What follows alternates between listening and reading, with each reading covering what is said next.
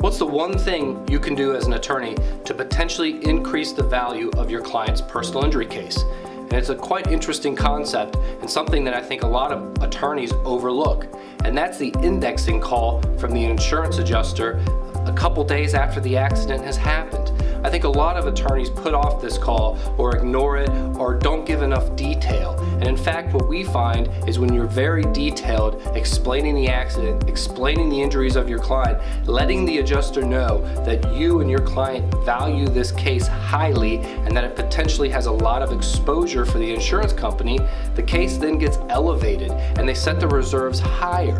But when you just respond to the insurance adjuster and tell them that, well, it's neck and back, soft tissue injuries, no big deal, well, you're really undervaluing your client's case.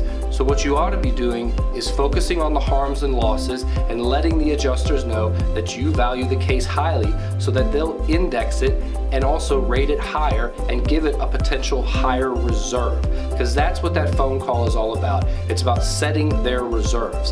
And if they set the reserves very low, it's going to be hard to convince them to increase them later on down the road.